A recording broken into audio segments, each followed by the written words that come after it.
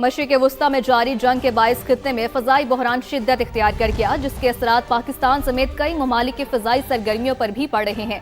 गुज़िश्ता 5 दिन के दौरान 8 ममालिक की मनसूख परवाज़ों की तादाद 20,000 से तजावुज़ कर गई है। पाकिस्तानी एयरपोर्ट से छठे रोज़ भी मशरिक़ वुस्ता जाने और आने वाली 145 परवाज़ें मनसूख कर दी गई। मज़ीद तफसील जानेंगे नुमाइंदा समा जावेद असगर से। जी जावेद, आगाह कीजिएगा। जी, आज कराची से मशरिक़ वुस्ता की 35, लाहौर से 29, मुल्तान से 12 परवाज़ें मनसूख की गई हैं। इस्लामाबाद से 35, पेशावर 14, सियालकोट 12, फैसलाबाद 6 और कोटा से भी 4 परवाज़ें मनसूख हुई हैं। जबकि मजमूई तौर पर ईरान पर हमले के बाद पाकिस्तान की मनसूख करदा परवाज़ों की तादाद 900 हो गई है, जबकि Dubai, Abu Dhabi, Sharjah airport से हंगामी इनखला के लिए 167 परवाज़ें ऑपरेट की गई हैं और 8 मुल्क की फ़ज़ाई की बंदिश के बाद मुल्क को 4300 परवाज़ें मनसूख हुई हैं। जबकि ताज़ा हमलों से मुख्तलिफ शहरों में मुतअद्दिद परवाज़ें मनसूख की जा चुकी हैं और ज़राए का ये कहना है कि मुख्तलिफ एयरलाइंस ने आज दोपहर तक अपना फ्लाइट ऑपरेशन भी बंद रखने का ऐलान कर रखा है। जी, अपडेट्स के लिए बहुत शुक्रिया। यहाँ पर आपको ये भी खबर दें कि ईरानी नेशनल सिक्योरिटी काउंसिल के सरबराह का 500 अमरीकी फ़ौजियों की हलाकत का दावा सामने आया है। अली लारिजानी कहते हैं कि अमरीकी फ़ौजियों की हलाकत के बाद सबसे पहले अमरीका के नारे का क्या बनेगा। नेतन्याहू ने ट्रंप को ईरान के खिलाफ नाजायज़ जंग में घसीट लिया है। अली लारिजानी की जानिब से ये भी कहा गया। ईरान की मिसाइल लॉन्चिंग साइट्स पर हमले जारी हैं। अमेरिकी सेंटकॉम ने ईरानी मिसाइल लॉन्चिंग साइट्स पर हमलों की वीडियो जारी कर दी। बयान में बताया गया कि ईरानी मिसाइल लॉन्चिंग साइट्स को ढूंढ कर तबाह कर रहे हैं। पेंटागन ने हलाक होने वाले मजीद 2 फौजियों की शनाख्त जाहिर कर दी है। ईरानी हमले में मेजर जेफरी और chief warrant officer Robert Marjan हलाक हुए हैं। पेंटागन का ऐसा बताना है। अमरीकी हुकाम ने दोनों हलाक फौजियों की तस्वीर भी जारी कर दी हैं। ये तस्वीर देखी जा सकती हैं। पेंटागन ने हलाक होने वाले मजीद 2 फौजियों की शनाख्त जाहिर कर दी है। बरतानवी खुफिया एजेंसी के साबिक सरबराह ने ईरान के खिलाफ जंग गैर जरूरी करार दे दी है। अमरीकी टीवी को इंटरव्यू में कहा कि गैर जरूरी जंग किसी पेशगी खतरे को रोकने के लिए नहीं थी। ईरान की जंग का बेहतरीन नतीजा वेनेजुएला जैसी सूरत हाल हो सकता है। इस जंग के वेनेजुएला से भी खतरनाक नताइज सामने आ सकते हैं। सऊदी अरब ने एक और ड्रोन मार गिराया है। आपको बताएं कि मुसल्ला ड्रोन को अल जौफ रीजन में तबाह किया गया है। सऊदी वजारत दिफा ऐसा बता रहे हैं। सऊदी अरब ने एक और ड्रोन मार गिराया है। इससे पहले 3 ड्रोन नल खुर्ज रीजन में तबाह किए गए थे। सऊदी वजारत दिफा ने ऐसा भी बताया था। तो सऊदी अरब ने एक और ड्रोन मार गिराया है। कतर एयरवेज ने फंसे हुए मुसाफिरों को निकालने के लिए महदूद परवाजें चलाने का फैसला किया है। कतर एयरवेज की परवाजें मस्कत और रियाद से उड़ान भरेंगी। फैसला ईरान जंग के बाइस कतर की फजाई हदूद बदस्तूर बंद होने की वजह से किया गया। आगे बढ़ें और आपको ये भी बताएं कि इल्हान उमर कहती हैं कि ट्रंप ने कौम को ईरान के खिलाफ गैर कानूनी जंग में धकेल दिया है। मैं जंग देख चुकी हूँ, बम से अमन और इस्तेहकाम नहीं आ सकता। इल्हाम उमर ने मजीद ये भी कहा कि फ़ौजी कार्रवाइयाँ हमें महफूज नहीं बना सकती। जंग से कशीदगी बढ़ेगी और खित्ता अफरा तफरी का शिकार होगा। हमने सिफारतकारी को छोड़कर तबाही और बर्बादी को अपना लिया है। गलत फैसले की कीमत बेगुनाह अवाम और अमरीकी फ़ौजी चुकाएंगे।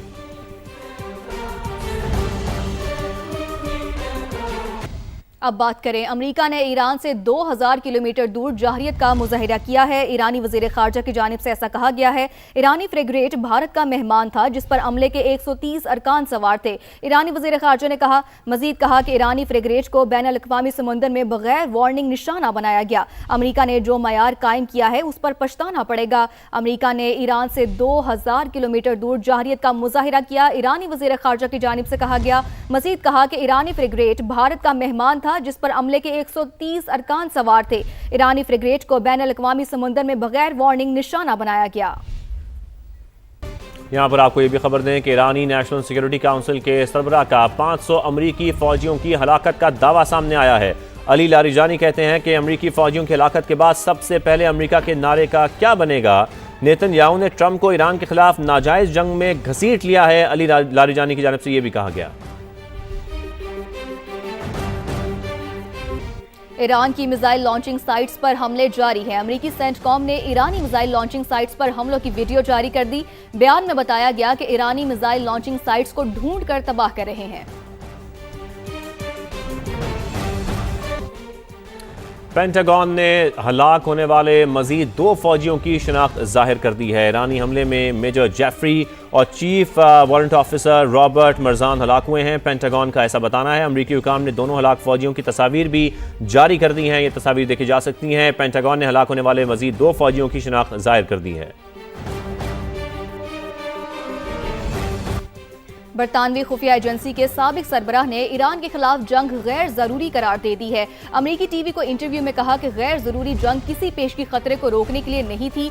ईरान की जंग का बेहतरीन नतीजा वेनेजुएला जैसी सूरत हाल हो सकता है। इस जंग के वेनेजुएला से भी खतरनाक नताइज सामने आ सकते हैं। सऊदी अरब ने एक और ड्रोन मार गिराया है। आपको बताएं कि मुसल्ला ड्रोन को अल जौफ रीजन में तबाह किया गया है। सऊदी वजारत दिफा ऐसा बता रहे हैं। सऊदी अरब ने एक और ड्रोन मार गिराया है। इससे पहले 3 ड्रोन नल खुर्ज रीजन में तबाह किए गए थे। सऊदी वजारत दिफा ने ऐसा भी बताया था। तो सऊदी अरब ने एक और ड्रोन मार गिराया है।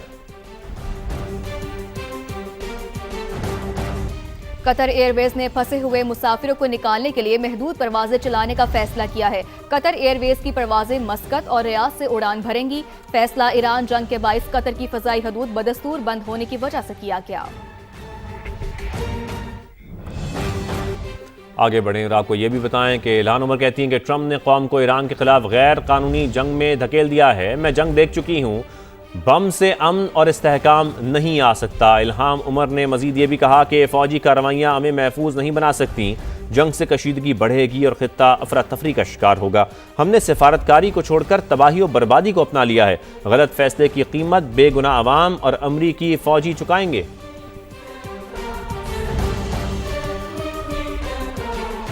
अब बात करें, अमेरिका ने ईरान से 2000 किलोमीटर दूर जाहरियत का मुजाहिरा किया है। ईरानी वजीर खारजा की जानिब से ऐसा कहा गया है। ईरानी फ्रिगेट भारत का मेहमान था जिस पर अमले के 130 अरकान सवार थे। ईरानी वजीर खारजा ने मजीद कहा कि ईरानी फ्रिगेट को बैन अल-अक़वामी समुंदर में बगैर वार्निंग निशाना बनाया गया। अमेरिका ने जो मयार कायम किया है उस पर पछताना पड़ेगा। अमेरिका ने ईरान से 2000 किलोमीटर दूर जाहरियत का मुजाहिरा किया। ईरानी वजीर खारजा की जानिब से कहा गया। मजीद कहा कि ईरानी फ्रिगेट भारत का मेहमान था जिस पर अमले के 130 अरकान सवार थे। ईरानी फ्रिगेट को बैन अल-अक़वामी समुंदर में बगैर वार्निंग निशाना बनाया गया। रावलपिंडी के शंघाई प्लाजा में 12 घंटे बाद आग पर काबू पा लिया गया है, लेकिन कूलिंग का अमल ताहाल जारी है।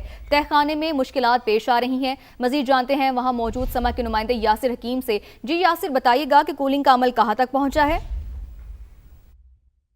देखिए, बिल्कुल बेसमेंट में जो आग लगी थी उस पर काबू पा लिया गया है और उसका कूलिंग का अमल जो है वो काफ़ी देर से जारी है। इब्तदाई तौर पर जो इतलात मिली थी उनके मुताबिक ये बताया गया था कि इस बेसमेंट में रेस्क्यू 1122 और फायर ब्रिगेड की टीमों को अंदर जाने के लिए रास्ता नहीं मिला। जो एक रास्ता था इस बेसमेंट में जाने का, उसे 3-4 शटर्स लगाकर बंद किया गया था, जिसके बायस उन्हें इब्तदाई तौर पर इस आग को बुझाने और वहाँ पर पानी का छिड़काव करने में मुश्किलात का सामना करना पड़ा। जिसके बायस इस बेसमेंट में चूँकि कहीं पर वेंटिलेशन का प्रॉपर सिस्टम मौजूद नहीं था और धुएँ के खराज के लिए कोई भी जगह मौजूद नहीं थी, फिर इसके अतराफ में बाकायदा तौर पर डिगिंग करके धुएँ के खराज का रास्ता बनाया गया। इन शटर्स को काटा गया और अब जो है वो बाकायदा तौर पर आग पर काबू पा लिया गया है। अब तक जो तफसीलात बताई गई हैं उनके मुताबिक ये बताया गया है कि इस बेसमेंट में मुख्तलिफ मोटरें जो थी वो लकड़ी के डब्बों में पैक थी और उसके साथ साथ कुछ प्लास्टिक का सामान पड़ा हुआ था, जिसके बायस ये बार बार सुलग जाता था। इब्तदाई तौर पर रेस्क्यू काम का कहना है कि इस आग को 2 मरतबा कंट्रोल किया गया, लेकिन कंट्रोल करने के कुछ देर बाद दोबारा यहाँ से स्मोक जो है वो बाहर आना शुरू हो जाता था, जिसके बायस